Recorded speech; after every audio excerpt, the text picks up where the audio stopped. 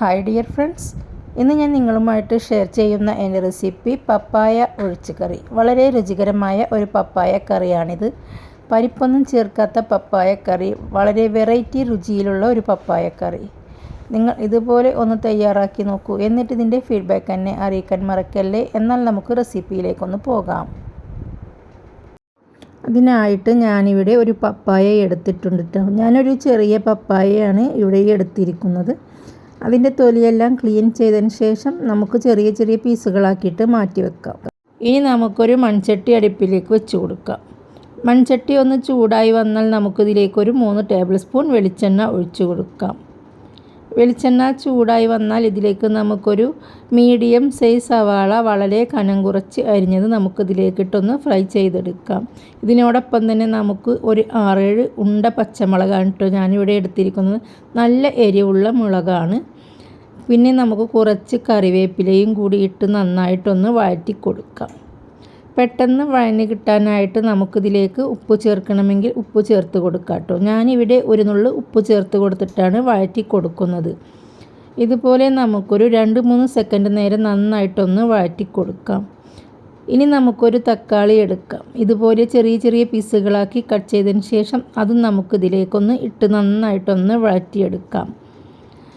എല്ലാം കൂടി ഒന്ന് മിക്സാക്കി കഴിയുമ്പോൾ അരിഞ്ഞു വെച്ച നമ്മുടെ ഈ പപ്പായ നമുക്കിതിലേക്ക് ഇട്ട് കൊടുക്കാം. ഇതുപോലെ കഷ്ണങ്ങളാക്കിയിട്ട് വേണം ഒന്ന് അരിഞ്ഞെടുക്കാനായിട്ട്.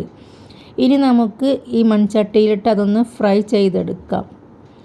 2 മിനിറ്റ് നേരം നമുക്കിതൊന്ന് ഇളക്കി യോജിപ്പിക്കാം. അപ്പോഴേക്കും നന്നായി പപ്പായ വാടി വന്നിട്ടുണ്ടാവും. ഇനി ഇതിലേക്ക് നമുക്കൊരു 1/4 കപ്പ് വെള്ളം ഒഴിച്ചു കൊടുക്കാം.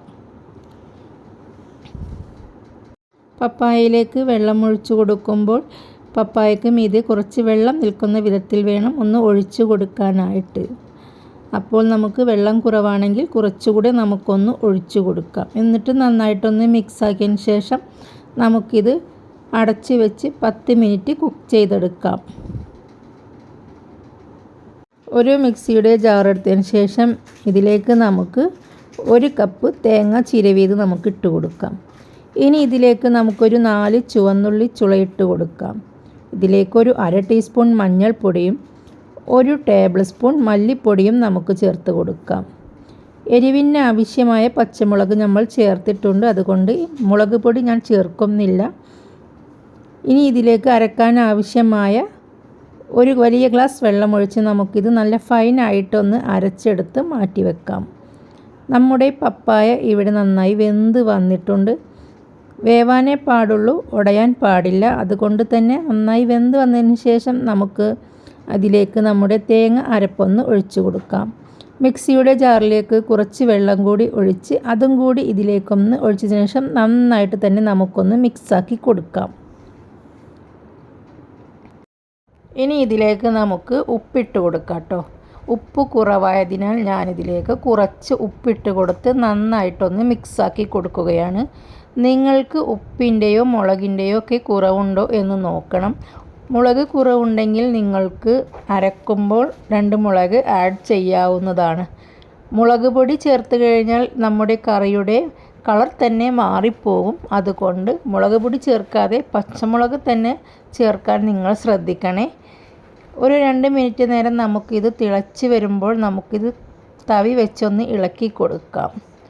തിളക്കാൻ അനുവദിക്കാതെ നമ്മുടെ ഈ തേങ്ങ നമുക്കൊന്ന് വേവിച്ചെടുക്കണം. അതിനായിട്ടാണ് ഇടയ്ക്കിടയ്ക്ക് തവി വെച്ചിട്ടൊന്ന് ഇളക്കി കൊടുത്താൽ മതി. എന്നിട്ട് ഇതിങ്ങനെ പതഞ്ഞ് വരുമ്പോൾ നമുക്ക് തീ ഓഫ് ചെയ്യാം കേട്ടോ. കണ്ടില്ലേ, ഞാനിത് ഒന്ന് തിളച്ച് തുടങ്ങുമ്പോൾ അപ്പോൾ തന്നെ തവി വെച്ച് ഒന്ന് ഇളക്കി കൊടുക്കും. വീണ്ടും ഒന്ന് തവി എടുത്താൽ ഇതിങ്ങനെ പതഞ്ഞ് വരും. അപ്പോൾ തീ അങ്ങോട്ട് ഓഫാക്കി കൊടുക്കാം. എന്നിട്ട് നമുക്കിത് താളിക്കാനായിട്ട് വെക്കാം. ഇനി നമുക്കൊരു ചെറിയ ചീനച്ചട്ടിയോ ഒരു ചെറിയ കടായിയോ ഏത് വേണമെങ്കിലും നമുക്ക് എടുത്തൊന്ന് അടുപ്പിലേക്ക് വെച്ച് കൊടുക്കാം.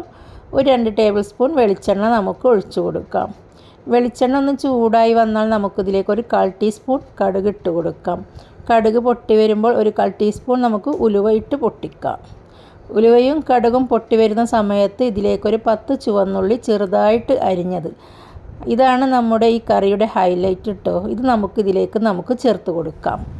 നന്നായിട്ടൊന്ന് മൂപ്പിച്ചെടുക്കണം നമ്മുടെ ഈ ചുവന്നുള്ളി.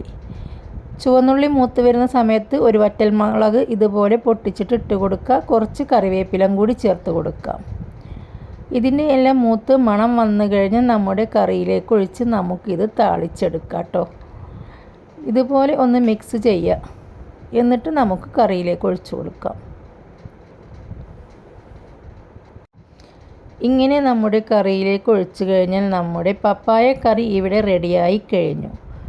വളരെ രുചികരമായ ഈ പപ്പായ കറി നിങ്ങൾ തീർച്ചയായും ഒന്ന് ട്രൈ ചെയ്ത് നോക്കണേ. പല രുചിയിലും പല വെറൈറ്റികളിലും നമുക്കുണ്ടാക്കാൻ കഴിയുന്ന ഒന്നാണ് പപ്പായ. നിങ്ങളുടെ വീട്ടിൽ പപ്പായ ഉണ്ടെങ്കിൽ ഇതുപോലെയൊക്കെ ഒന്ന് ട്രൈ ചെയ്ത് നോക്കൂ. നിങ്ങൾക്കിത് തീർച്ചയായും ഇഷ്ടപ്പെടും. നിങ്ങൾ ആദ്യമായിട്ടാണ് എൻ്റെ ചാനൽ കാണുന്നതെങ്കിൽ പ്ലീസ് ഒന്ന് സബ്സ്ക്രൈബ് ചെയ്ത് സപ്പോർട്ട് ചെയ്തേക്കണേ. കൂടെ തന്നെ ലൈക്കും ഷെയറും കമൻറ്റും ചെയ്യാൻ മറക്കല്ലേ. അപ്പോൾ നമുക്ക് അടുത്ത വീഡിയോയുമായി കാണാം വീണ്ടും. Okay, bye bye.